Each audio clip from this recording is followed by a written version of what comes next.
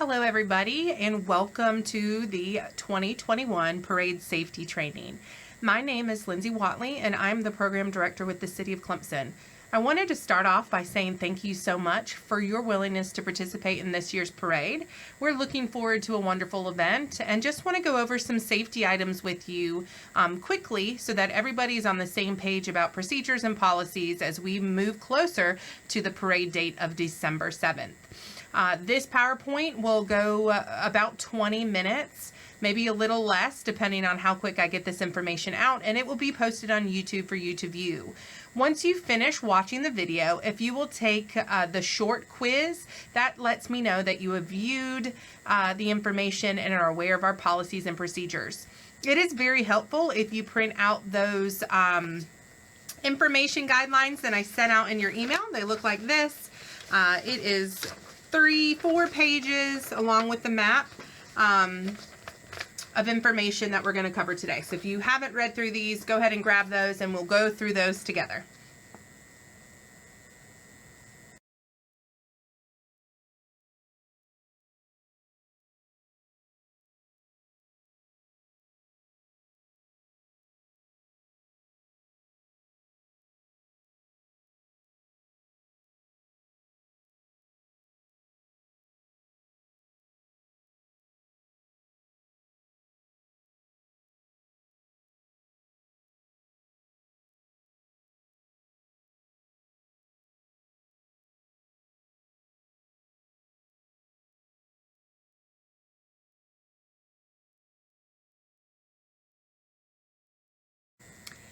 So first we want to start off by talking about the objective of our parade. The objective of the holiday or Christmas parade is to spread holiday cheer and bring the City of Clemson residents and businesses together to celebrate the joyous season.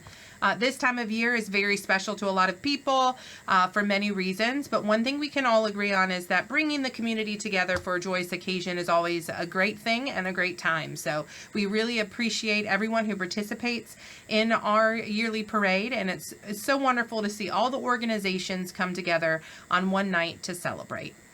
But the parade does have a competitive component, so there will be 3 guest judges that will be located at the main stage. They will not walk the parade route this year. We find that if they walk the route, sometimes not all of our parade participants are lined up and they're kind of rushed to try to get to the end of that parade, especially because we've seen we have a lot of entries in our parade and we can go all the way down to the President's House. So this year, they are going to be in front of DJ Shea at the main stage, which is right outside of Tigertown Tavern. And they will judge the entries as they come through. So it's really important that you have your number displayed clearly so that they know what organization you are with. The first of 4 categories is the best float entry, most creative entry, and best performance and walking group.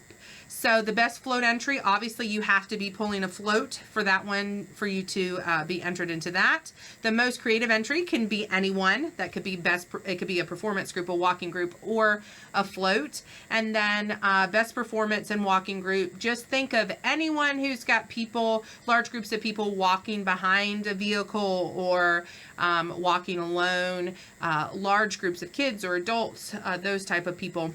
Bands, that kind of thing. Those all fit into that best performance and walking group. And then, of course, best overall entry, which is the big trophy. And they will be there at the event. And if we can grab you at the end of the night, we will do so. If not, I deliver those or email you and set up a time to pick those up. So that is the objective and some of the rewards that we give to those who participate, because we are so very thankful for your participation. Okay, so when is the parade? The parade is scheduled for Tuesday, December 7th. There is a rain date of December 9th, which is that following Thursday. We will make a call on the parade rain date the day prior by 5 p.m. Okay, so we normally get really good information Monday, and we can make a call at 5 p.m. So where will we post this information? We'll post this on Facebook. We will send you a direct email, and if you gave us a cell phone that has text message, we will enter that into our text database and send you a text message to let you know that we have postponed it to December the 9th. If we do have rain on December the 9th, we will not make up the parade past that point. Pre-parade starts at 5. We will talk about lineup. So lineup's going to be between 5 and 5:30. We will have cookies and cocoa downtown.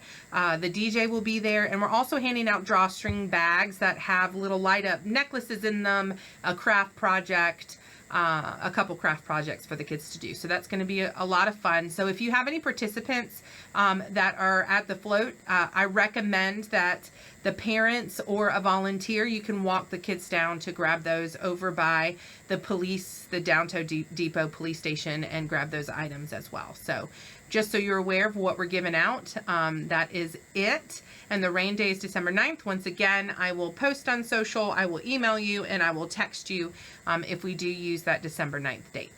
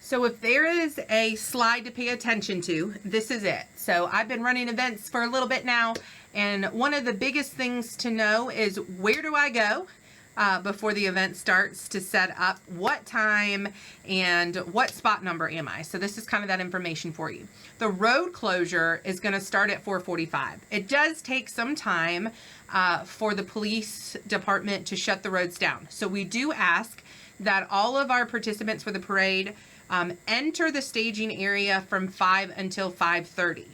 It is extremely important that everyone who's participating in the parade enters by President's Park. Okay, so there is a photo down here. This is when Doughtit Hills was being constructed, but you're going to enter that direction. Please do not attempt to enter through College Avenue. You will be going the wrong direction, and it will not be easy for you to get to a spot. I am not sure if the police will turn you away or not, but I will tell you it is extremely disruptive when someone tries to enter the parade route the wrong direction. So please enter at the President's House. You can either come down that road with Bojangles, or you can come through campus past Hendricks and come that way as well and take a left.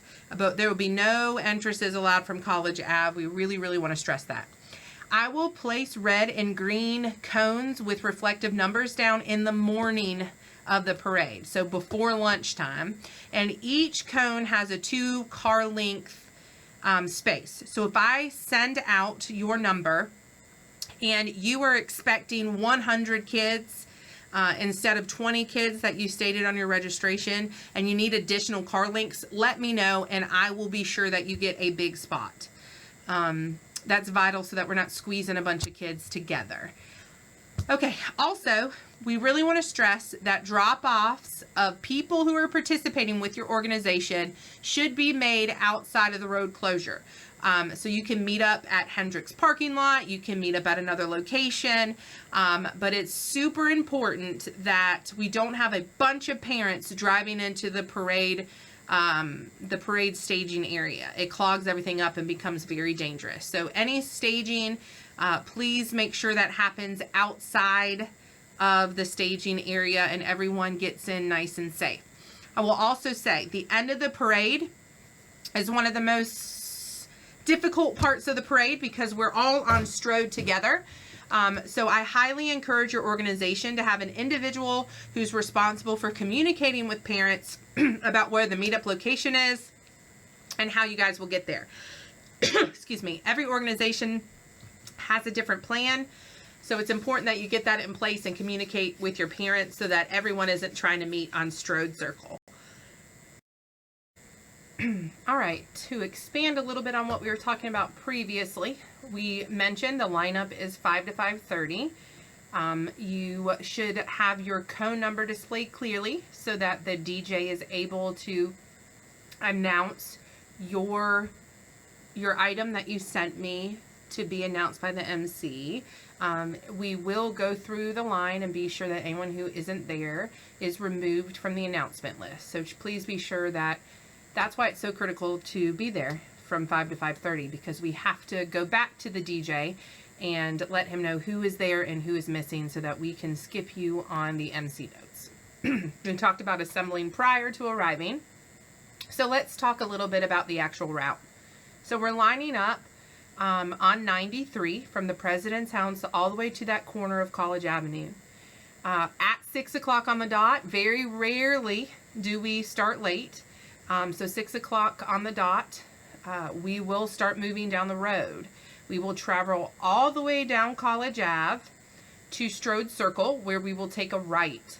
Please continue all the way down Strode Circle as far as you can before allowing people to exit your vehicles or meet with their parents. So we want to go all the way through Strode so that we don't cause a backup in the parade route.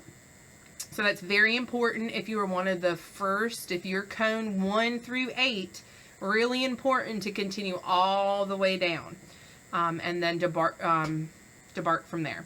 So we don't want to stop halfway through the curve at Strode, which happens sometimes and it causes a lot of congestion in that area and it becomes very unsafe for the children who are walking. So please be sure you continue down Strode as far as you can.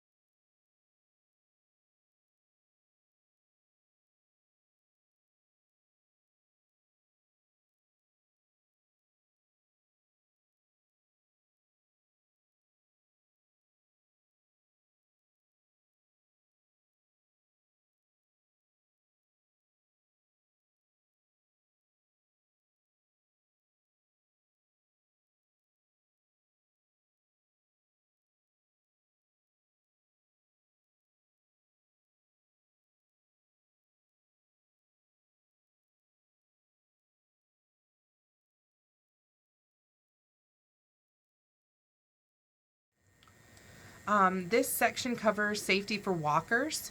It's really important that if we do have walkers participating in the parade, that they are also wearing some type of festive costume or decoration that reflects our theme. Also know that there is a zero tolerance for throwing any objects, even from walkers.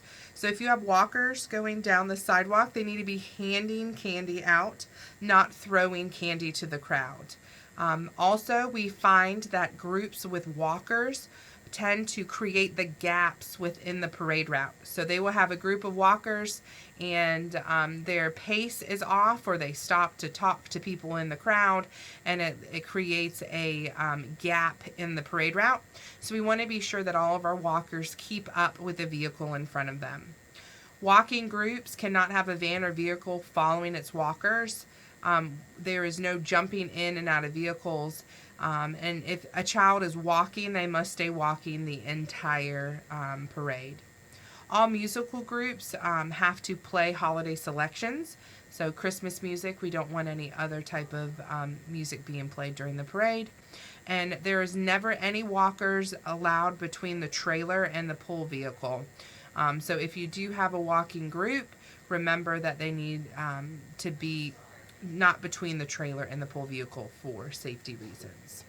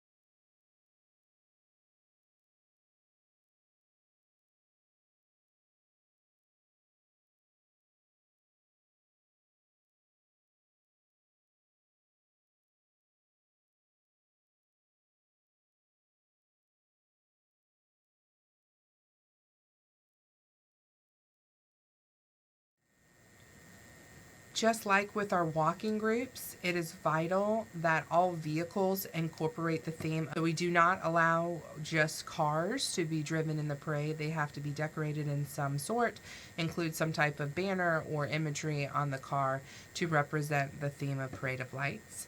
Any entry that is a vehicle or float cannot exceed 14 feet in height. So that's distance straight into the air.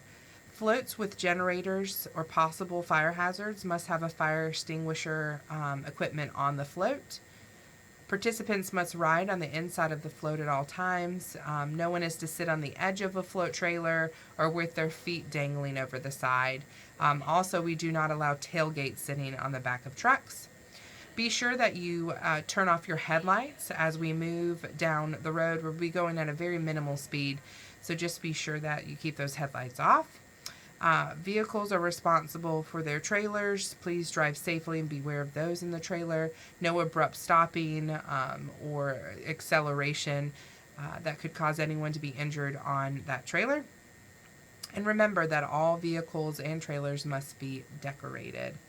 1 car length is what we suggest for distance between you and the float in front of you. So just leave 1 car length in front and try to keep up, because gaps in the parade route often leaves the crowd to think the parade is over, which causes pedestrians to start moving towards the exits, which can make it unsafe if we were to continue the parade. So please be sure that you keep up with the float in front of you. All right, performances. You will want to stop at the main stage outside of Tiger Town Tavern. Your performance must be holiday themed. It is limited to a 2-minute performance. The DJ will discontinue music after 2 minutes of performance. Please understand you get a 30-second setup to place your dancers or performers into an arrangement. There's a 30-second time for that, and there's a 30-second lag to move along. Judges will be seated in front of the main stage. And also, if you need the DJ to play music, please turn that in prior to the event. So I'll need that on Monday prior to the event.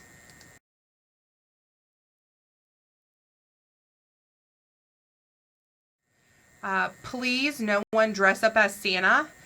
We only want one Santa in this parade, and he will be at the end of the parade and provided by the City of Clemson. Please remember all entries must be family friendly. There should be no impressions of or use of alcohol or smoking during the parade, and all MC notes must be sent prior to the parade. If no notes are provided, we will use business names registered as the only identifier for your entry. Parade entry numbers must be easily seen at all times, and animal groups must have a pickup crew behind the animals.